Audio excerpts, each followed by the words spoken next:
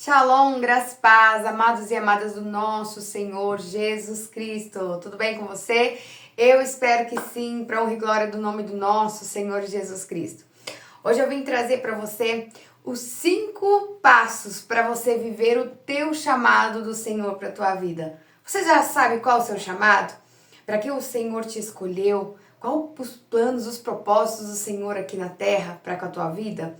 Você já conseguiu discernir aonde o Senhor quer que você trabalhe, onde o Senhor quer que você atue, se na libertação, se na intercessão, né? Se é algum ministério específico, você já se encontrou, né, ali espiritualmente para saber o que o Senhor quer de você aqui na terra? Essa é uma das perguntas constantes, né, a quais eu recebo. Pastora, eu não sei qual é o meu chamado. Eu não sei o que o Senhor quer de mim nessa terra. E hoje, através desse vídeo, eu vim te ensinar como você discernir, saber qual é o chamado do Senhor para a tua vida e o que fazer para que você chegue, né, nesse consenso, que você possa estar sensível à voz do Espírito Santo e ouvir aquilo que o Senhor quer para a tua vida. Amém? Vamos lá. O primeiro passo é uma vida de oração. Para a gente conseguir ouvir a voz de Deus, para a gente conseguir se achegar ao Pai e estar sensível a ouvir aquilo que Ele tem para nós, será necessário termos uma vida de comunhão com o Pai, uma vida de intimidade com Deus. A palavra do Senhor, ela vai nos dizer que Ana orou, né? E ali ela recebeu a sua bênção. Vai dizer que Elias também orou, né? E o fogo desceu. A palavra do Senhor vai dizer que Eliseu também orou. Você lembra ali naquele episódio em si, que eles estão ali cortando madeira, estão ali trabalhando para edificação de um lugar maior para adoração, né? Para se reunirem na casa do Senhor. E no momento ali, uma das pessoas que estavam ajudando, um dos servos, acaba ali perdendo o seu machado dentro de um rio e era emprestado. No momento aquele homem fica até desesperado.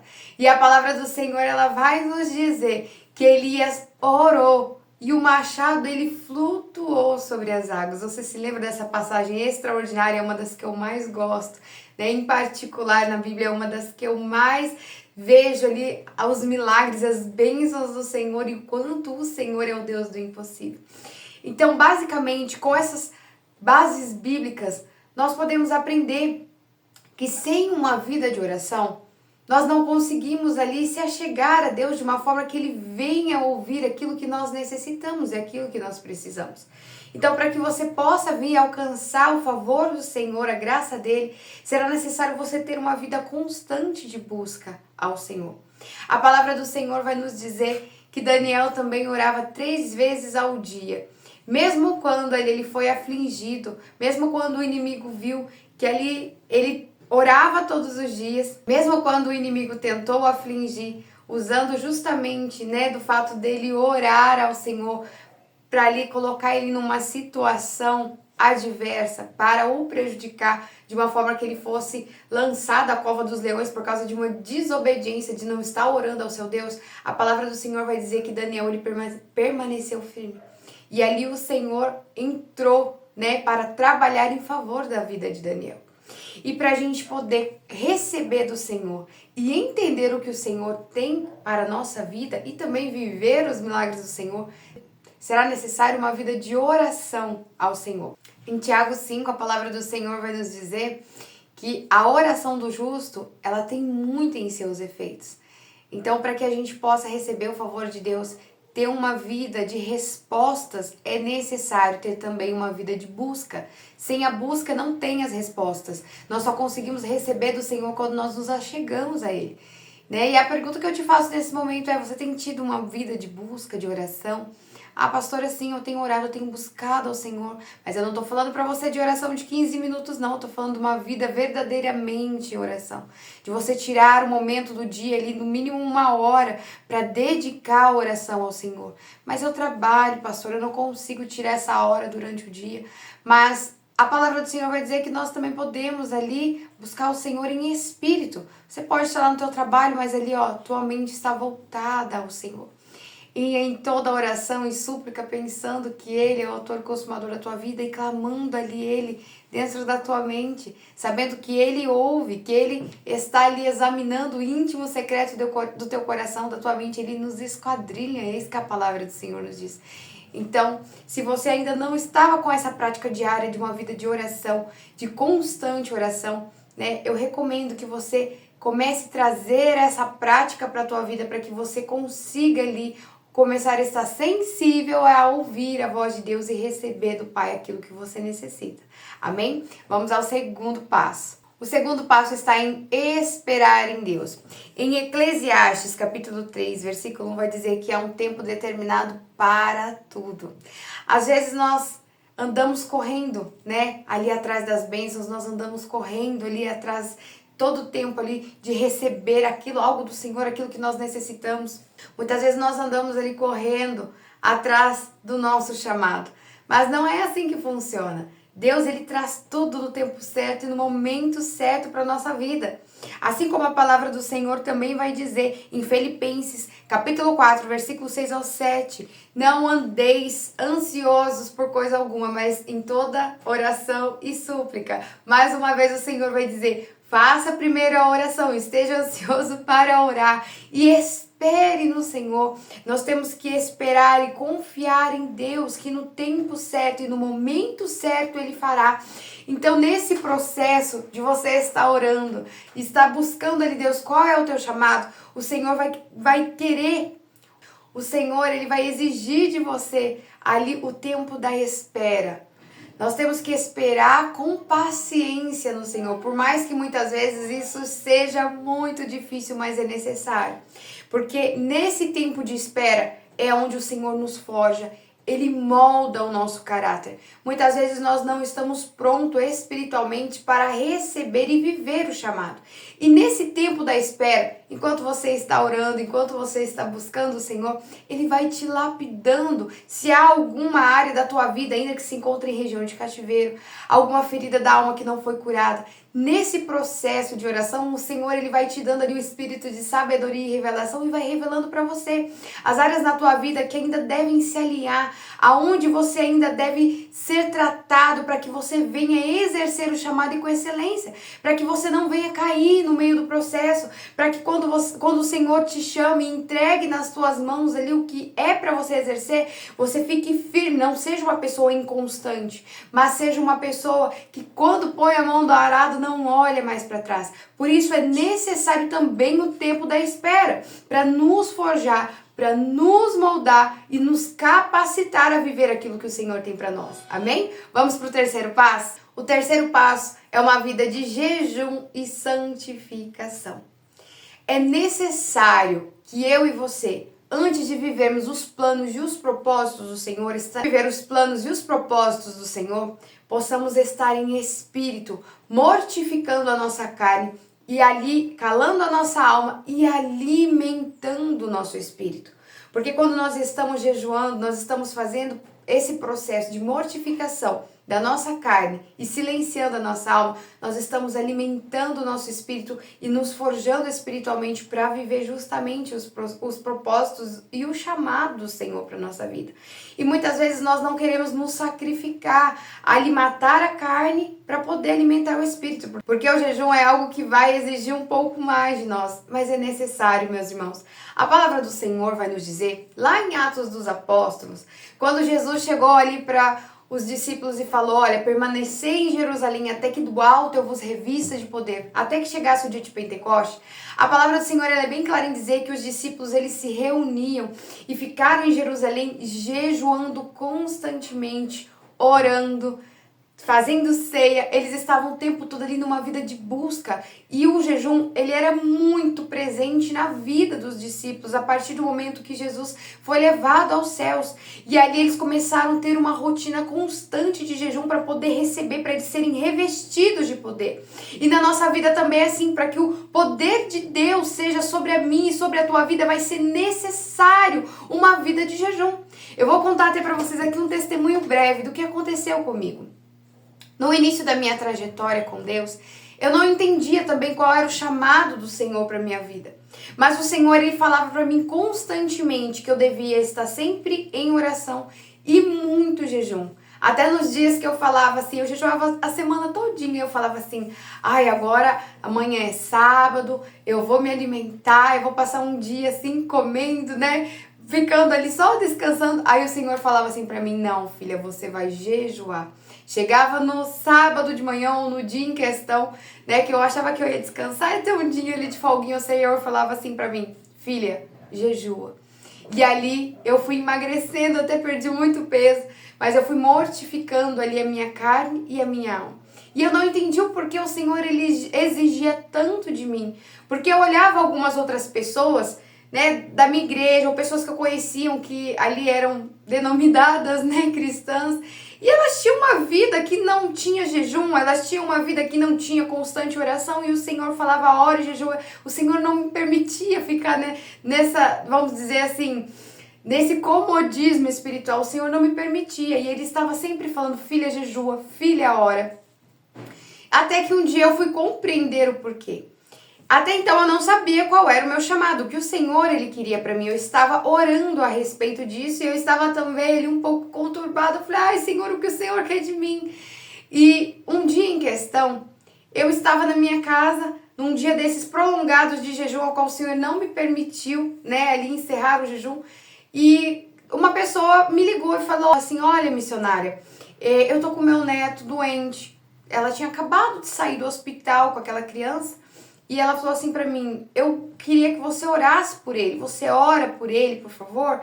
E eu falei, claro, pode trazer ele aqui. E ela saiu do hospital e veio com a mãe da criança e o bebê logo pra minha casa, né? Em vez de ir pra casa deles, já vieram direto na minha casa pra eu orar por aquela criança.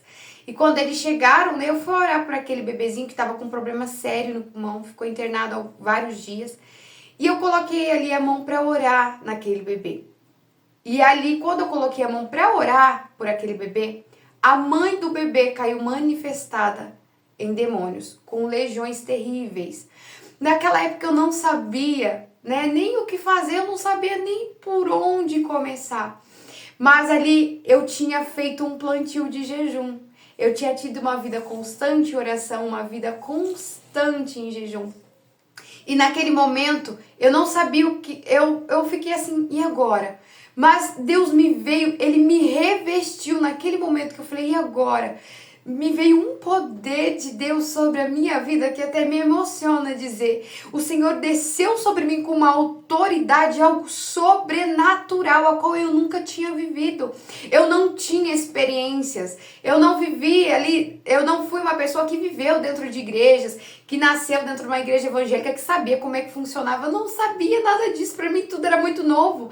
Foi a primeira pessoa que eu vi ali literalmente manifestada na minha vida, foi essa moça, e no início da minha conversão. E ali eu me vi naquele momento e falei, agora eu e Deus. E ali Deus me revestiu de poder. E aquela moça ali, quando manifestou legiões nela. E ali eram demônios fortes, né, demônios terríveis, né, que queriam até machucar essa moça. No momento a qual ela ficou ali possessa, ela virou para trás, ela virou com muita rapidez, ela virou, o corpo dela virou um U. E na minha casa, a minha parede, a minha porta, e na minha casa a minha porta ela é talhada de madeira. E na hora que isso aconteceu com ela, aquela casta levou ela diretamente com a cabeça para bater naquelas quinas talhadas, né, da madeira, e aquilo ia machucar. Se ela batesse ali, ia abrir a cabeça dela, né, naquelas quinas. E ela voou para ir direto na porta. Na hora que isso aconteceu, o Senhor, a hora que eu senti aquela presença de Deus, que eu falei, agora, né, que eu vi que ela virou o olho e virou, eu não sei da onde, naquele momento eu não sabia, hoje eu sei, né? Naquele momento eu não sabia da onde veio tanto poder de Deus e tanta sabedoria.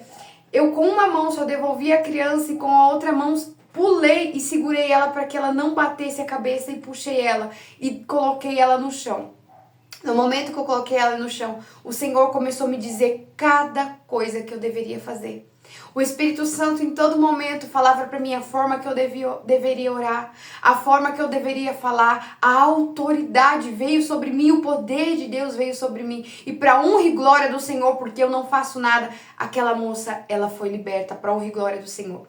E coisas que aconteceram naquele momento, naquele processo daquela libertação, que foi a primeira libertação que eu fiz na minha vida, que eu ainda não tinha ali conhecimento e sabedoria de como fazer tudo aquilo, de como estar ali à frente, ministrando aquela libertação, e o Espírito Santo ele foi me direcionando. Eu fui aprender depois de muitos anos lendo livros, que o Senhor ele exatamente me ensinou da forma correta. No momento que aquela moça, ela caiu ali manifestada, né, com aquelas legiões, ela começou a fazer alguns símbolos com as mãos. E no momento eu não sabia o que era aquilo, mas o Espírito Santo falou para mim, não deixa, porque eles estão chamando mais. Aí na hora eu peguei as mãos dela, abri, ungi e orei com muita autoridade, repreendendo que mais castas viessem sobre a vida dela. E ali naquele momento, Deus foi ministrando, ensinando tudo o que eu deveria fazer. Depois que tudo acabou, aquele processo que a moça passou por esse processo de libertação, foram para casa, eu fiquei pensando, eu falei, Senhor, mas o que foi aquilo que acontecia com as mãos? E por muito tempo, depois eu ficava pensando justamente naquele momento, naquilo que havia acontecido. E depois de muito tempo, eu já tendo conhecimento da área de libertação, né, tendo ali mais experiências, eu comecei também a ler livros. E ali em um livro em específico, eu ali vi exatamente a mesma situação acontecendo ali com um libertador, com uma pessoa de Deus, que ele também identificou que quando a pessoa fazia esses gestos, no momento que ele fala ali no livro, quando a pessoa faz esses gestos é porque estava chamando mais. Ele testificou aquilo que o Espírito Santo já tinha me ensinado. Então você compreende que às vezes a gente fica correndo atrás, né, de impartição de dons, de saber, né, ai Senhor, eu quero receber ali o dom de libertação, ai eu quero receber isso, eu quero receber aquilo. Na verdade o Senhor só quer que você se posicione e jejue. Porque o bom professor, o bom ensinador e ajudador, o Espírito Santo, ele vai te ensinar tudo quanto que você necessita, o tudo quanto que você precisa aprender e da forma que você vai lidar com as situações adversas e como você vai fluir e exercer os dons, vai ser tudo o Espírito Santo que vai te ensinar. Amém? E assim o Senhor, ele nos molda, ele nos ensina, só que será necessário que eu e você possamos mortificar a nossa carne e permitir que o Senhor, ele faça através de nós a vontade dele, né? Então jejue, porque quando você jejua, você está sensível, você está em espírito e você vai estar ali disponível para o Senhor fazer na tua vida aquilo que ele quer e não aquilo que nós queremos. A palavra do Senhor vai nos dizer que a vontade do Senhor, ela é boa, ela é perfeita, ela é agradável. Então só fala para Deus, fala, Senhor, faz a tua vontade em minha vida. Só prepara o vaso e o resto quem vai fazer ele quem vai derramar o azeite sobre a tua vida. Amém? Vamos lá. Para o quarto passo. A fé. É necessário que eu e você possamos andar não pela vista, mas pela fé. Porque a palavra do Senhor vai nos dizer, porque todo aquele que é nascido de Deus vence o mundo. E esta é a vitória de quem vence o mundo, a nossa fé. Então, para que eu e você possamos vencer todas as dificuldades, para que eu e você possamos romper espiritualmente, para que eu e você possamos fluir nos dons de Deus, para que eu e você possamos cumprir o nosso chamado, será necessário viver pela fé e não pela vista. Porque por muitas vezes, se eu e você for olhar para o cenário, a gente desiste. Muitas vezes a promessa do Senhor para a tua vida é restauração, restituição do teu casamento, da tua esposa, do teu esposo. Aí você olha para o cenário, vê lá uma pessoa, às vezes, viciada, né, em drogas, bebida, pornografia, em várias situações que você não vê esperança e a pessoa às vezes não quer mudar. Se você for olhar com esses olhos que nós temos aqui carnais, você vai desistir. Você não vai ficar constantemente buscando ao Senhor e crendo pela fé que Ele fará o extraordinário. E nós devemos crer como Abraão creu. O Senhor só deu uma ordem a Abraão e Abraão pegou aquela ordem e viveu pela fé. E eu e você temos que pegar a promessa que o Senhor fez para nossas vidas. Se o Senhor disse que irá fazer na tua vida, Ele é fiel para cumprir. Então só basta você crer e confiar confiar que pela fé o Senhor fará na tua vida, mesmo que o cenário te mostre ao contrário, mesmo que hoje o cenário da tua vida seja de escassez, creia, confie que o Senhor irá fazer. Ah, mas pastora, você fala isso porque você nunca passou por isso na tua vida. Sim, eu passei. Eu já passei por cenários terríveis, de escassez, de não ter alimento, de ficar sem água, de ficar sem luz. Deus sabe como foi a minha vida para eu chegar até aqui hoje. E se eu estou falando para você, viva pela fé, porque um dia eu também tive que exercer esse mesmo comando do Senhor, de viver pela fé, não olhar para o cenário e confiar que do alto viria o meu socorro. E o Senhor diz o mesmo para você nesse dia. Creia que do alto virá o teu socorro. E a palavra do Senhor é clara em nos dizer: se creres, verás a glória de Deus. E que para eu e você possamos crer, nós temos que ter a fé em Deus. Confiar que Ele está cuidando, confiar que Ele está ali vendo e observando cada detalhe da tua vida. E nesse processo Ele está te forjando também para que você venha exercer a fé. A fé também é um dom. Nós devemos fluir crendo pela fé que o Senhor fará em nossas vidas. Amém? Vamos lá para os 5 passos. Honrar a Deus. Muitas vezes eu e você fazemos tudo que aqui nós já vemos nos primeiros passos. Ter uma vida de oração, esperar em Deus, jejuar e ter fé. Mas muitas vezes nós esquecemos de dar a honra ao Senhor. Mas como assim, pastora? A palavra de Deus diz que do Senhor é o dia bom e também o dia mau. E às vezes nós só glorificamos e damos a honra ao Senhor nos dias bons. Nós nos esquecemos de glorificar e honrar o Senhor até no momento de dificuldade. E assim nós temos que fazer honrar a Deus acima de todas as coisas, mesmo que seu dia esteja ruim, mesmo que você esteja passando pela dor do luto, mesmo que você esteja ali passando pela prova, pelo vale. Você tem que crer e confiar que o Senhor, Ele está contigo e dar a honra, a glória a Ele. Você tem que reconhecer a soberania de Deus sobre todas as áreas da tua vida.